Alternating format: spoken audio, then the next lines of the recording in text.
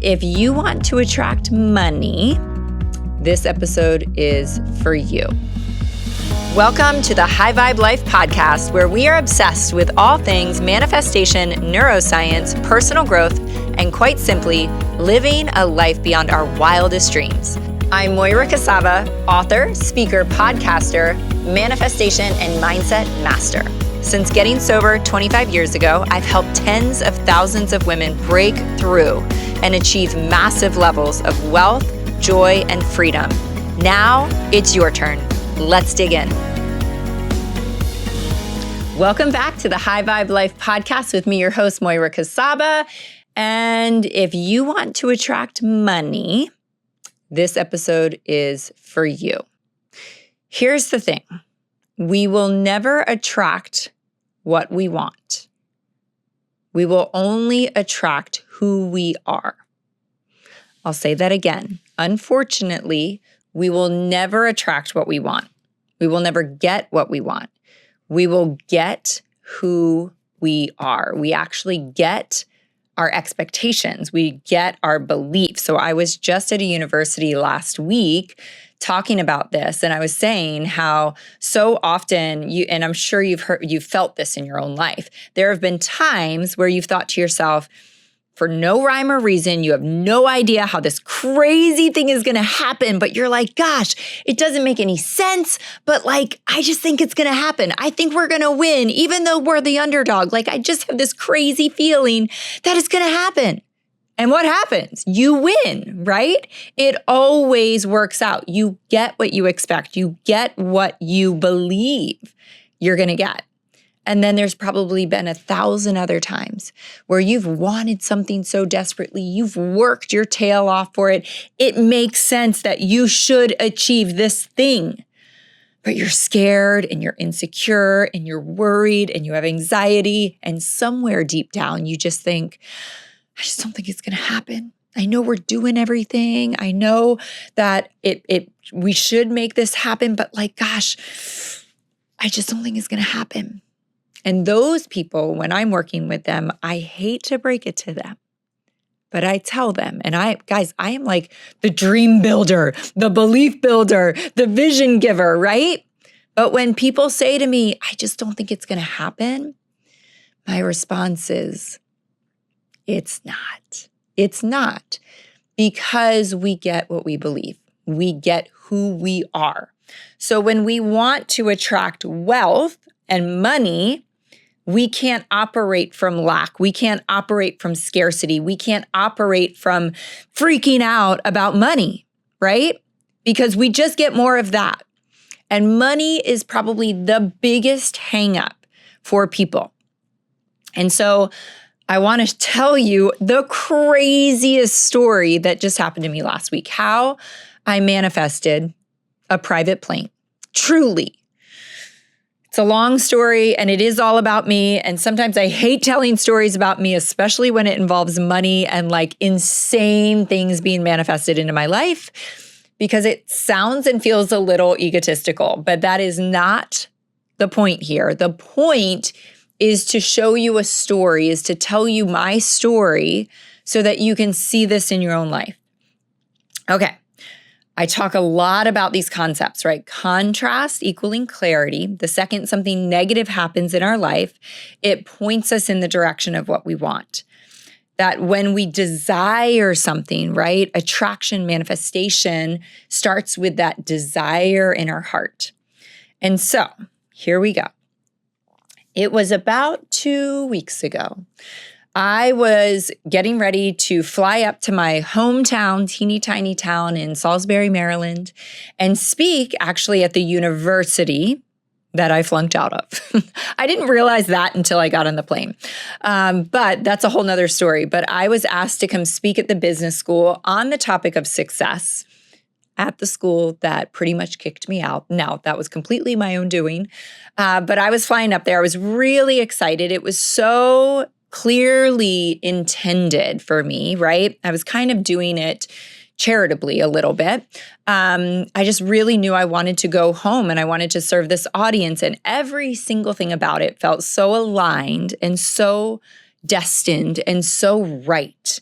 And I say that because I'm also really, really clear on how many speaking engagements I'm doing currently, because I am most clear on the fact that my children are my number one priority. It's 2005. In 2004, I can't remember exactly how I scripted the goal, but 2004 was that huge shift for me where I just thought and decided that I wasn't going to sacrifice a game. I wasn't going to sacrifice a moment.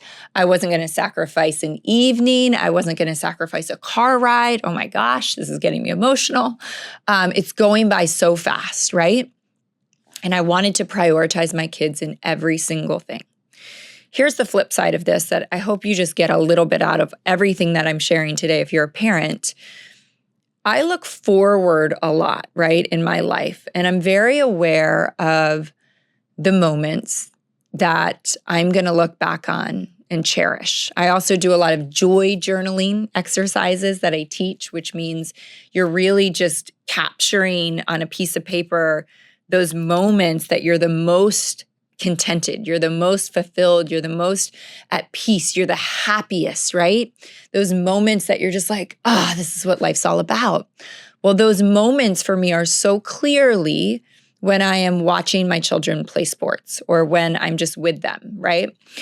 And so what we can do from that joy journaling experience and kind of experiment is create more of those moments, right? Stretch the moments. And that's what my goal actually says this year. It says stretch the moments, stretch the time.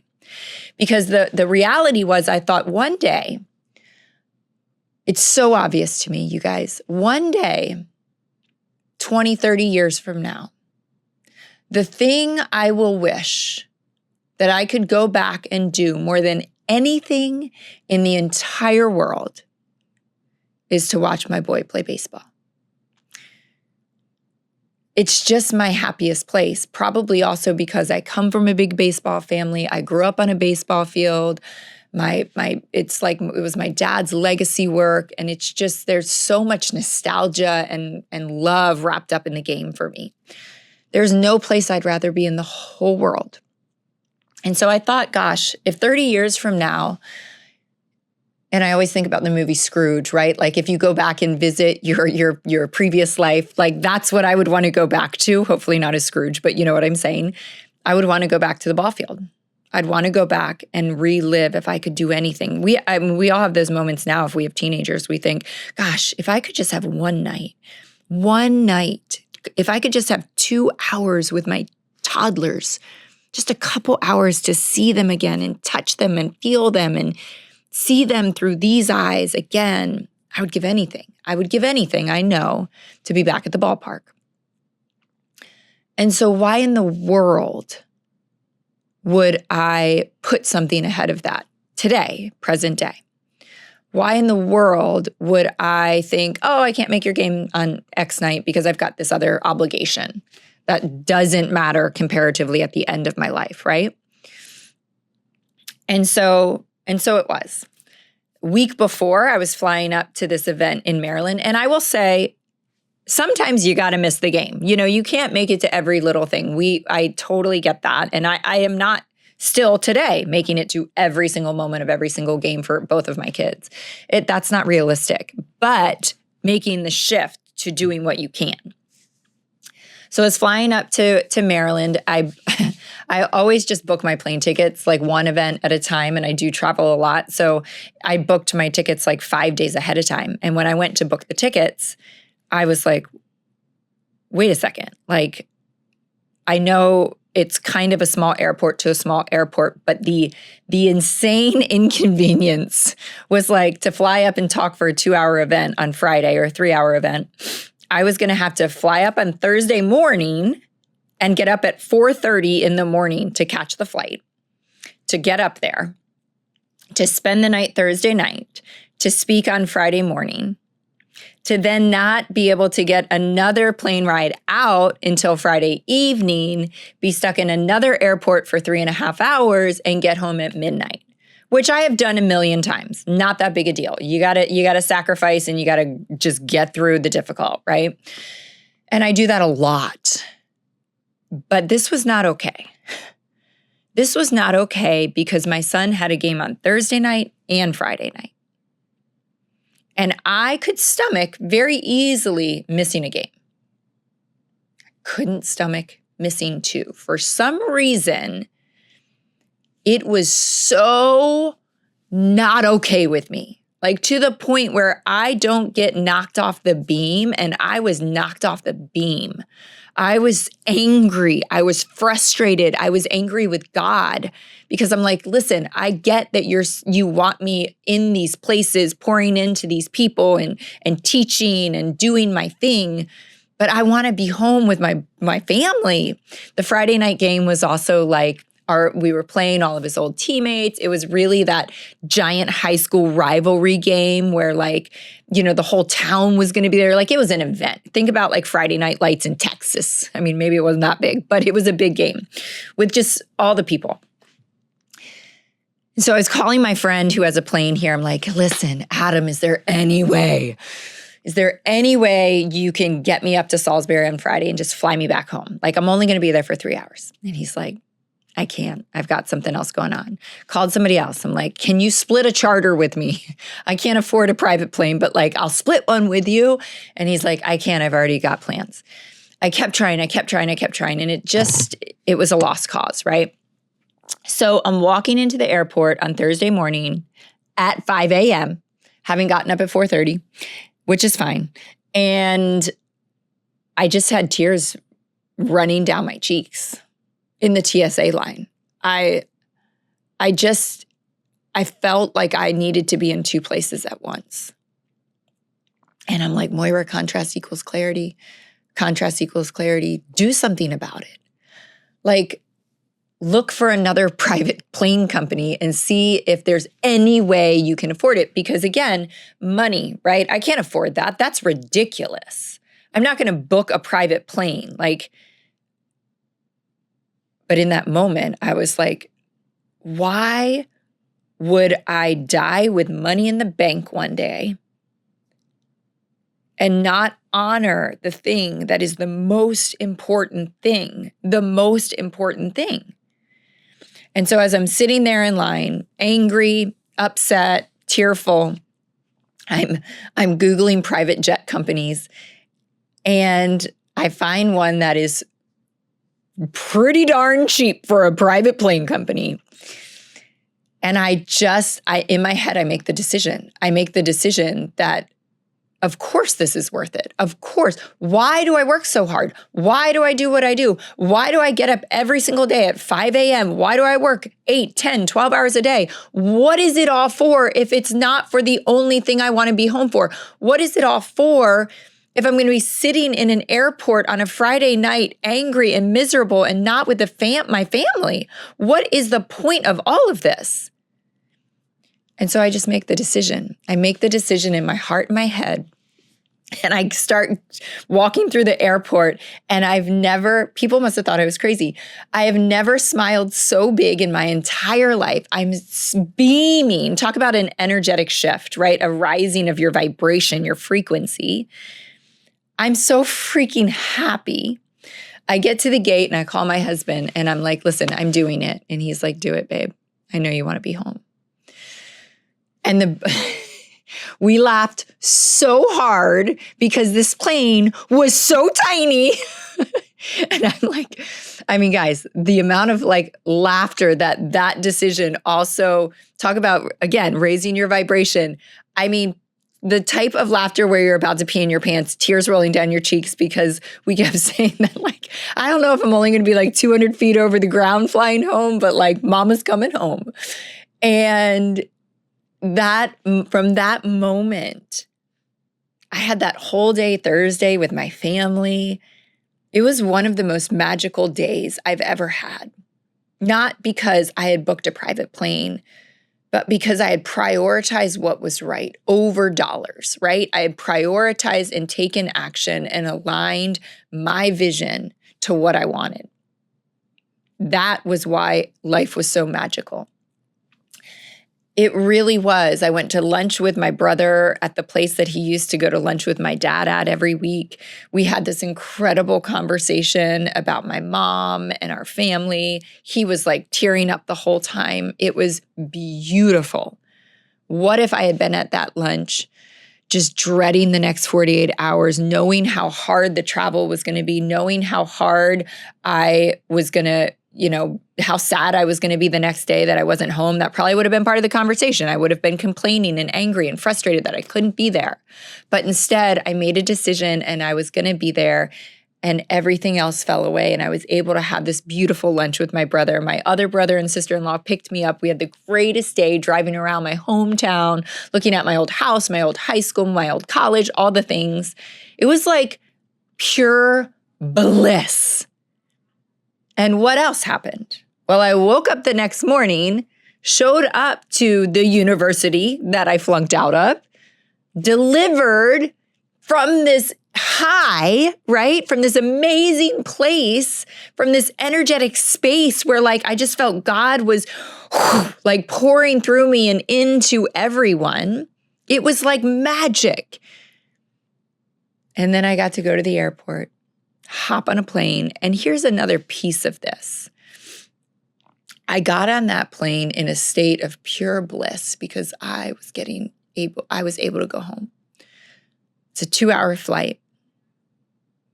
I fell asleep so hard because I was so exhausted just from what that takes out of me.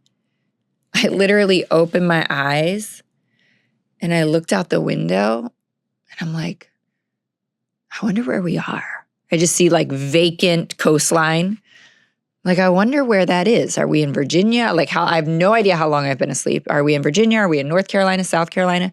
And then I look out the other window and I see the giant pyramids of the Ravenel Bridge in Charleston. And I'm like, oh, I'm home. I'm home. Pure magic. But guys, here's why this was, you might be thinking to yourself, you said this was free. Well, it wasn't free. I did pay for that plane. No exaggeration. Okay, this is a true story. And I believe and I teach that abundance and wealth and money that we can't conjure up, that we can't even see, comes into our life when we live in the right frequency, when we live in the frequency of abundance like I was living in. So I was prepared, and I'm not going to tell you all the dollars and cents of the plane and all this. We'll just say that I will give you the dollars on this one. I was getting ready to spend $9,000 on something in my life/business. I was getting ready to send out just it was a $9,000 expense, we'll say.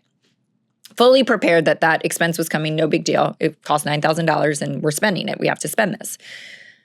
On that plane ride, or I should say right before I took off on that plane ride, I had the divine download, the divine thought, completely unrelated to the plane, completely unrelated to anything. I just got the random thought from above that like, oh, you know what? I should reach out to that company and see if they would kind of like cut a deal at all with me. If I share, do the kind of influencer thing and I can share about them and share them on my social with my audience, which I would love to do, feels totally in alignment because I believe in them. I'm obviously giving them a lot of money. And maybe they'll give me like a little bit of a deal. Are you ready for this? I land and I am walking through the private airport and I'm checking my DMs. I open up my email and there's an email back. I open it up and they say, here's your contract, sign below. I'm thinking it's the contract to sign for the $9,000. It is a contract for every single dollar of that $9,000 to be fully comped.